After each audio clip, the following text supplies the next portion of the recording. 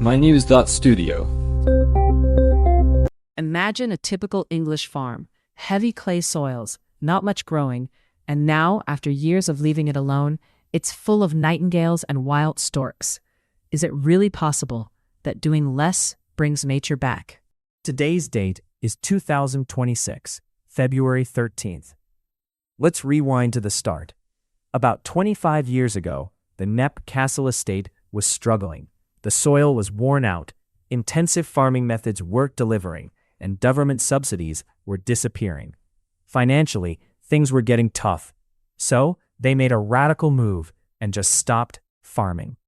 Charles Burrell and Isabella Tree, the owners, allowed the land to go wild. Exactly. And that meant no more plowing, no fertilizers, nature was in charge.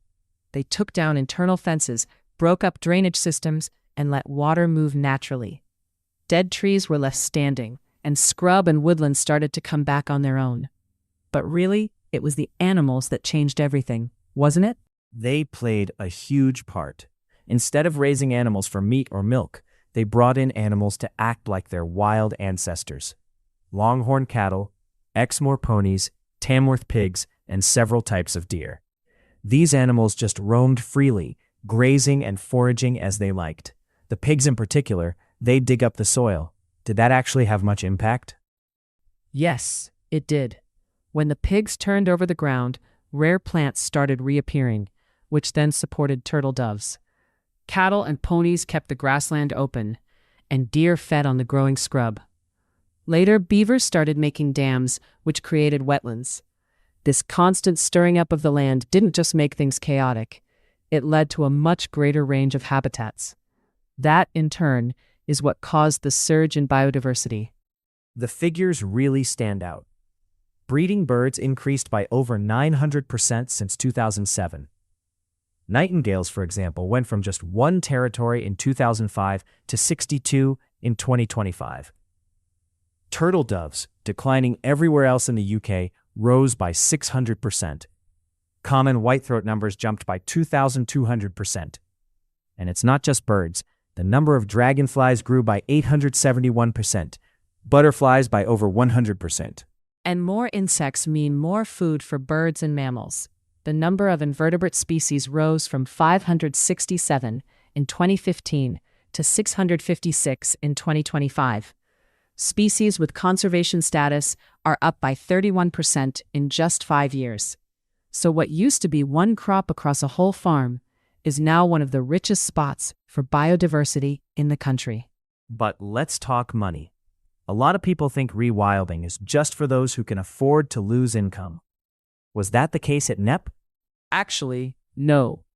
When they stopped farming, there were only 23 employees. Now, there are 80. Their income now comes from ecotourism, selling wild meat, a cafe, glamping, guided tours, and renting out barns. They even opened a restaurant, the Rewilding Kitchen, which has been awarded a Green Michelin star. So, it's become an example of how rural economies can reinvent themselves. But making that transition must have been tough. What were the main challenges? And how did they get past them? There were huge obstacles. The soil was exhausted. Government support was fading, and many people doubted the approach. They tackled this by stopping intensive farming all at once, removing the barriers that held nature back, and letting natural processes take over. They also made use of grants like countryside stewardship and built up different income streams. That mix is what made it work. And it didn't just stay at Knepp. 43 neighboring farms have joined together, creating a network for wildlife. The estate is also part of the Wield to Waves project, which is trying to link habitats all the way across West Sussex. There's talk now about bringing back wildcats and pine martens. Do you think what happened at Knepp could be copied elsewhere? It can't be copied exactly. Every site is different. Climate, how the land was used before, which species are native. But the main idea stays the same. Let natural processes lead, support them with the right policies and funding, and change the details to fit. Things like biodiversity credits are making it easier for more landowners to give this a try. So what needs to change in national policy to make rewilding normal, not just a rare exception? We need stable, long-term policies, not ones that change every few years with politics. Shift subsidies from food production to supporting biodiversity and capturing carbon. Expand markets for carbon and biodiversity credits to help pay for restoration. Internationally, we need wildlife corridors and more varied rural economies. And governments should follow through on their promises to protect 30% of land by 2030. So what's the main takeaway from Knepp? Is this just a British story, or does it have wider relevance?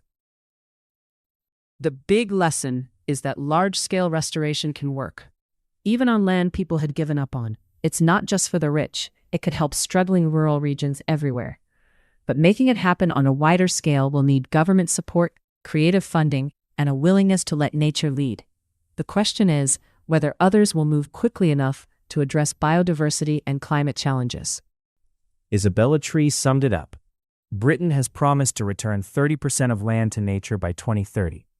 But things aren't moving fast enough.